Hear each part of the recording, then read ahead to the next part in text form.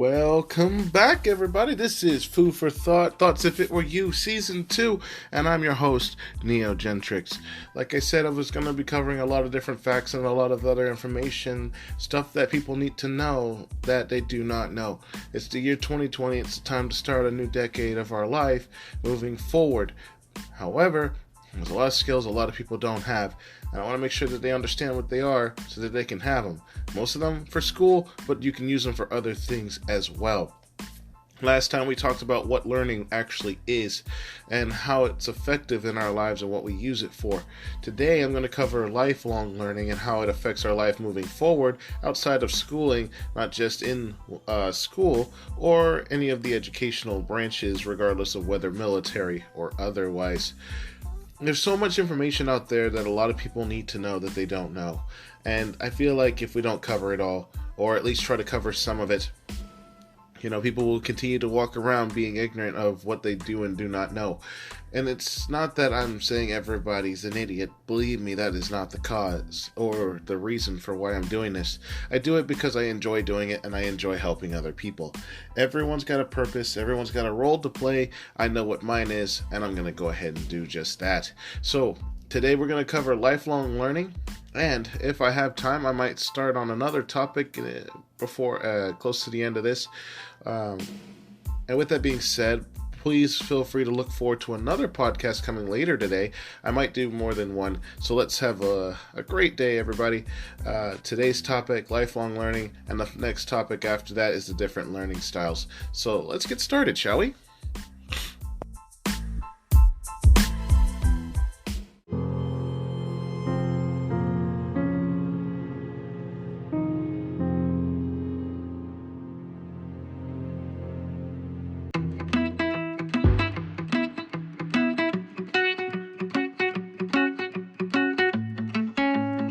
Alright, everybody, and we're back. Let's go ahead and get started with what lifelong learning is. Now, as I mentioned before, most people will associate learning with formal education, typically schools, college, university, even military, believe it or not. We're told from an early age that we should get a good education, generally speaking. It is true that a formal education of some resulting quality is important. Now, education does maximize our potential to find better and more satisfying jobs, possibly earn more, perhaps, maybe, or become more successful in any chosen career, or in some cases just enlighten us to be a lot better than we are currently. But schooling is only one type of learning. Keep that in mind. There are many other opportunities to further your knowledge and develop your skills throughout your lifetime that people are just not aware of. Knowledge can be acquired and skill sets developed anywhere you go in the world, regardless of what it is. It's unavoidable. You can't avoid learning. It happens all the time. If you're listening to this podcast, you're learning, because chances are you don't know what I'm about to talk about. Lifetime learning is about creating and maintaining a positive attitude to learning, both from personal development and even professional ones. Lifetime learners, my dad is an example of this, are motivated to learn and develop because they want to. It's a deliberate and voluntary act. It's a choice. Okay, you want to know more. You don't want to be sitting there dumbfounded while everyone else does all the work. And in some cases, even if you're lazy that way, at some point, you want to hear those words, congratulations, well done, thank you for your service. You want to have that feeling of joy in you. Everyone does. But before you can get that, at some point, you have to get up and say, you know what? I want to learn something. I want to be useful to someone else. There's two main reasons for learning throughout our lifetime, okay? The first one is for personal development, and the other one is for professional development, as I mentioned a second ago. Lifetime learning enhances our understanding of the world around us and provides us more and better opportunities, as well as the quality in our life being better. These reasons may not necessarily be distinct to personal development, or can help improve your employment opportunities or professional development, but they do enable personal growth beyond where you currently are.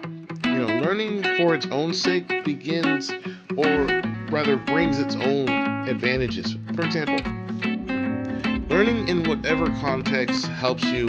It can be fun. It can boost your confidence and self-esteem. It makes us less risk adverse and more adaptable to change when it actually happens. it helps us achieve a more satisfying personal life, or challenges our ideas and beliefs. That's just one of the many, many ways that it does that.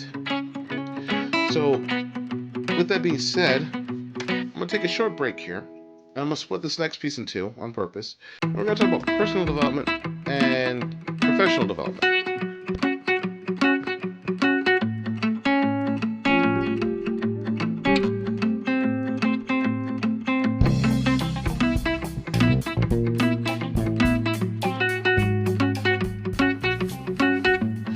Alrighty then.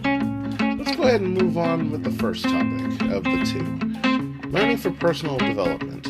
Okay, well, let's see. There doesn't need to be a specific reason for learning, since learning for the sake of learning can in itself be rewarding in its own right.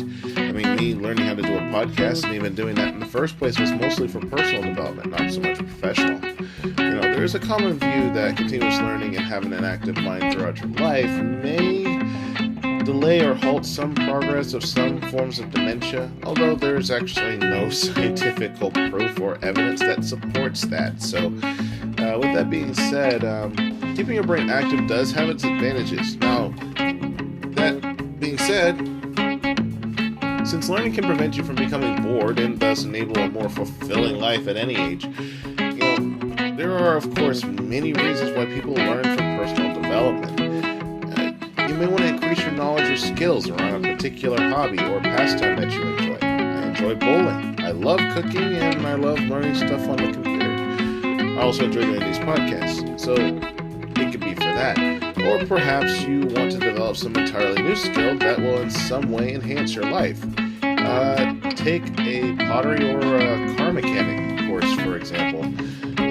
Or perhaps you want to research a medical condition or your ancestry like most people do nowadays. These are just a couple examples. I mean, perhaps you're planning to take a trip and you want to learn more about the history and culture of your destination. Actually, let me hold off on that for a second. That's something you should do, period, especially if you're going to a country you've never been to before. Just throwing that out there. But I mean, still, it's for personal development. You're not using it to make money, you're going there to explore. Or maybe you'll decide to take a degree course later in your life simply because you just enjoy your chosen subject and the challenges of an academic study. While this one is not as common as it used to be, it still to some degree holds a lot of weight, and a lot of people do it. Take me, for example. Regardless of what I get my degree in and what I'm going to school for, whether I get a decent job or not, using that degree is irrelevant to me because I actually enjoy studying in my field. It's just something that, it piques my interest, like the fact that I love cooking.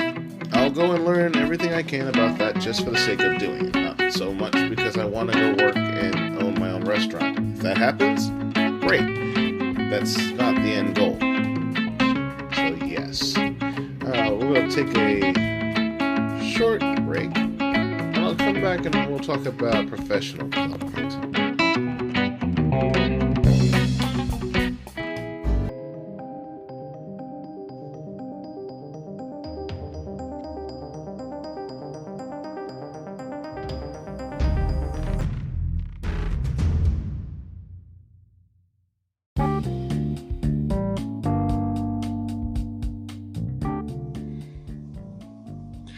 Alright then, and we're back. Next on the list of things to cover is professional development. Now, our capacity to earn is directly related to our willingness to learn, if that is the main topic of our discussion in the first place. Being well educated is not necessarily the key to employment, although qualifications may get you an interview, actually helping you get the job and so much more, whatever it takes to do so, but presentation is also important. I do believe I already covered that in a podcast previously, so feel free to go check that out. Employers are typically looking for people who are well balanced. People with skills that they can use in multiple fields, different areas. This includes the ability to demonstrate that you're able to actually still learn and grow, as well as develop other abilities that other people may or may not have. If you find yourself unemployed, then use the time wisely. With that being said, learning something new can help pay off with new opportunities, which might not otherwise have arisen if you had stayed with the current skill set that you currently were employed with. At the same time, if you are employed, take advantage of training, coaching, mentoring, opportunities, anything that you can get your hands on that'll help you continuously grow in some way or form. This will allow you to become more popular in the employer's eyes and possibly increase your pay rate depending on the type of job you have. It makes you more indispensable, regardless of how you want to look at that. Now, with that being said, putting the time in for extra learning brings its own reward. In other words, it means that we can get more personal satisfaction in our lives as well as our jobs if we at least understand more about who we are and what we do, or what you can do. I'm not telling you go learn a skill just simply because you want to get a job. You have to actually have a talent for that skill. Or you can do like other people and work really hard and get it, but that means you're going to have to work even harder to maintain it. That being said, this can lead to way better results working day in, day out. I mean, if you choose to learn another complementary sector alongside the current type of skill set that you have, not only does it open up more opportunities, but it allows you to specialize in certain areas and potentially earn more and become more connected with your industry if that's something that you care about. Wider experience helps build more knowledge, which begets more skills, which begets more transferable abilities and more adaptability. From a financial standpoint of view, a more highly skilled and knowledgeable worker is an asset to any company and can lead to faster promotions with associated salary increases. Someone who can offer more expertise will be worth more than a person who, doesn't, or just employs regular people who used to be customers. Expertise is also often a key quality of an effective leader. If you have that, then you can obviously teach other people about stuff they don't know. With this being said, if you're frustrated with your job, continuing to hone your skills will make it easier to find new ways out of potentially stressful work situations, and keeping an open mind to learning and giving yourself room for flexibility is the key to a great job satisfaction, an environment you actually like, and furthermore, potentially staying ahead of competitors for jobs by being more experienced and knowledgeable in your area. It just basically gives you an edge.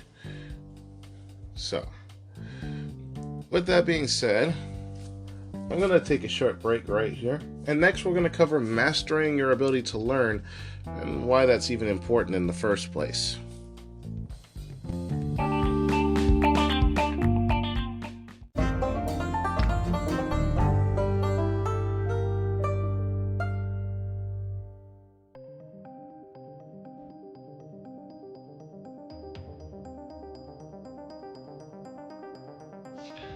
Alright, now let's go ahead and talk about mastering your learning. Alright? In his book, Make It Faster, Colin Rose used the Mnemonic master to describe the 6 stages he believes are key to becoming an effective learner. And these stages can be applied to any type of learning, either formal or informal. The first one's motivation. The next one's acquire, search, trigger, exam, and reflect. I know it doesn't make much of a sense, and I guess some of them are kind of understandable, but I'm going to go through each one in short so you get a good idea of what I'm talking about. First things first, motivation. Lifelong learning requires self-motivation. You need to feel positive about learning, about your ability to learn, and if you're struggling to see the point of learning what you are learning, you're unlikely to do well. So you need to be motivated. I do believe I did do a podcast on self-motivation, so feel free to go check that out. Next is acquire. Effective learning requires that you acquire information through reading, listening, observing, practicing, experimenting, and even experience. I mean, information is all around you. The trick is to acquire relevant and meaningful information to develop those information and knowledge that you have into skills. You know, again, going back to a previous topic I covered, study skills. Next is to search. This one might seem a little weird, but learning is successful when you can search for a personal meaning in the information we're acquiring. I mean, we find it hard to remember facts without understanding them and being able to put them into context. Learning is about applying what you acquire and asking questions to yourself such as, how does this idea help me in my life? Or, what has this experience taught me about myself? These are questions that people need to ask in order to know if they understand the material that they're learning. Next is triggered. Human beings are notoriously bad at retaining information, as I clearly just stated. You cannot remember, and you will not remember everything that you read, hear, or experience, okay? But you can help trigger recollections in various ways. For example, taking notes, practice, discussion, experiment with new ideas, skills, and other things that you've learned. This is why in math they tell you to do the problems over and over and over. They want you to create triggers so that the next time you see that problem or its type, you know exactly how to solve it. In some cases you may not even remember, but you'll just start solving it anyway. Next is to examine.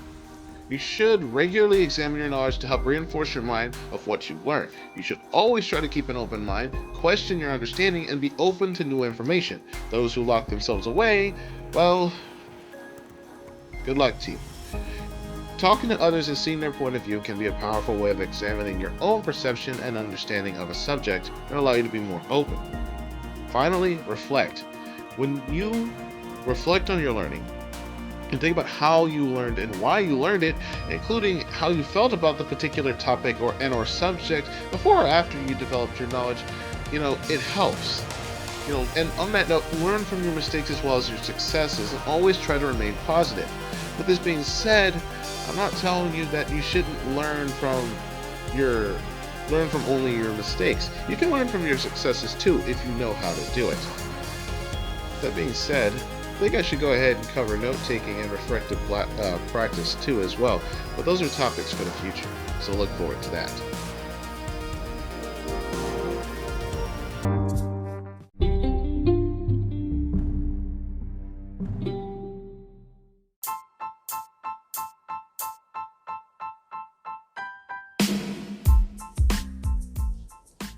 Alright, so to wrap this up and, move on into the next topic, let's talk about what learning gives you. First off, it gives you options. The bottom line is this. Whatever your life path, there are a number of sometimes unanticipated benefits to continual personal and professional development, whatever your age. It's never too late to start. Now, successfully changing career paths in midlife and spending time informally developing the expertise is more common than ever, especially since there's constant and rapid change in market conditions every single day. Most people still rely on succeeding in employment from their abilities to earn a living, rather than learning something new that will help move them up the ranks faster.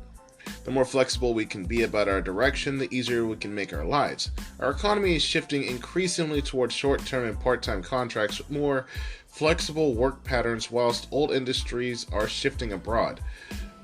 The time where you used to work from the bottom up is almost gone. Just to go ahead and state that as a fact. We have to adapt to changes going on in the work world while making improvements to ourselves and make more of ourselves by, stepping out of our comfort zones or our ideas and how we believe on our life and how it's going. There's no way to move forward unless you do so. Relying on job permanence for earnings and promotion is not as feasible as it used to be. So keep this in mind. Because of work-life instability, more people of all ages are turning their hobbies into a business idea. Continually following one passion outside of work can lead to you getting paid for doing what you love aside from the job that you have. And typically you'll develop business and other transferable skills as you go along, until the point that you can delegate your least favorite jobs to someone else. Keep in mind that no matter how far you go in life or what you end up doing, at some point you're still going to end up working for somebody or having someone work under you, and having the ability to do what is necessary and lead other people from the different skills that you know may actually be a step up in the right direction for you. Now, I did cover a lot of personal skills in the past. I don't remember covering too many of them. I know there's still more to cover. And there's a lot of other skills I wish to cover and cover, such as leadership, learning, presentation, and writing skills, and even more on parenting skills as we go forward, but only time will tell. Everything has their own area. Everyone has their own expertise, even me. So with that being said, look forward to other podcasts coming soon and other developments as we move forward. Again, this is Food for Thought, Thoughts If It Were You. I'm your host, Gentrics, and I'll see y'all next time.